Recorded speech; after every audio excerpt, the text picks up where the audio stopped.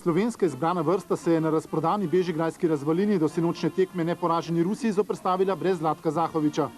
Ta dogodek, ki se je končal sicer zelo srečno, ne bi rad več doživel, kajti nervozen si, ne moreš pomagati soigralcem, čeprav smatraš, da pač bi lahko, ker je bil nesrečni slučaj s tistimi kartoni, ampak tako kot je še en razlog več, da ne bom trener. V fantastičnem vzdušju so v pravi bitki prvi zapretili gostje. Toda k sreči strela Bezčasni v 17. in Titova 2 minuti kasneje nista zadela cilja. Reprezentanca Rusije je vrhunska ekipa, ena od boljših ekip, ki smo sploh igrali. Mi smo probali od začetka napast, ampak smo videli, da je Rusija ena najmočnejših držav na svetu, tako da je znala tudi speljati zelo dobre protinapade. Rusi so z igro kratkih podaj dominirali v prvem polčasu, tako da si naši niso ustvarili izrazitejših priložnosti. Agresivno igro Slovencev je na trenutke s čudnimi odločitvami zaustavljal tudi angleški sodnik Graham Paul.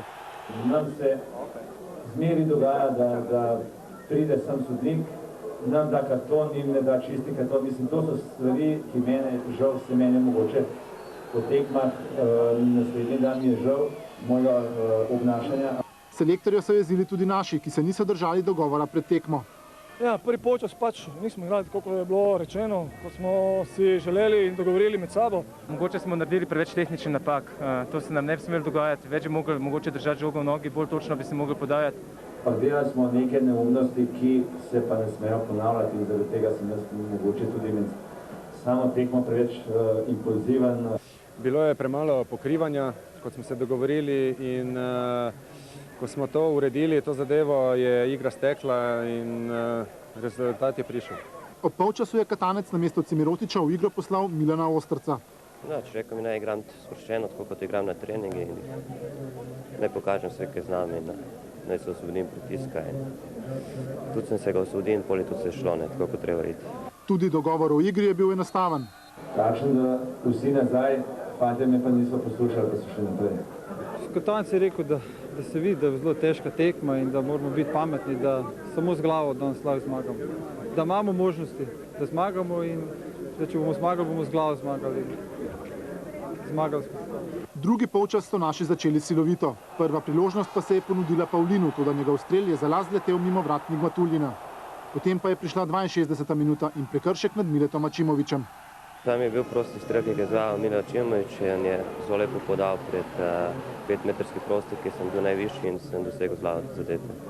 Mislim, da je Milan doživel že veliko slabih trenutkov tukaj na tem stadionu in če kdo, mu vsi igralci iz reprezentance to želimo, da je danes za to igro pokazati, ne samo tem gledalcem tukaj, ampak celi Sloveniji, da si zasluži dres z našim grbom.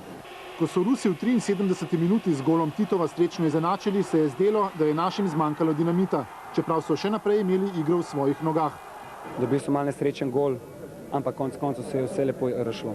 Po poskusu Ostrca v 86. minuti se je zdelo, da se bo tekma končala z remijem. Nato pa se je zgodila 89. minuta. Jaz sem bil prvo presenečen, sem mislil, da je pisko v korist Rusije, da sem naredil fal, ampak koliko sem da 11 metrov, kar tudi sam nisem en čas verjel. Rusi so protestirali, še najbolj Mostavoj, toda Anglež se ni pustil prepričati. Veste, kako je eno 10 let življenja manj je sigurno, ker sem pogledal unga golmana, sem sam pomislil, joj, Mile, moraš ga dati. Ne druge, kajti niti nisem smel pomisliti, da ga falim, se ne bi smel v Lovljano prijeti. Ko je sodnik Pol odpiskal konec tekme, so jezni ruski nogometaši dobesedno navalili nanj, toda k sreči do hujšega incidenta ni prišlo. Ja, Rusi so bili vsi šli na njega, pač tudi oni, sem rekel, malo da ga zaščitimo tudi mi in tako, da je prišlo do malo gužve, ampak ni bilo nič resnega pač. Rusi so se jezili tako, kot se bi najbrž mi, če bi nam bilo dosojena taka 11 metrov. Slavje na štadionu in po ljubljanskih ulicah se je po zmagi nadaljevalo še dolgo v noč.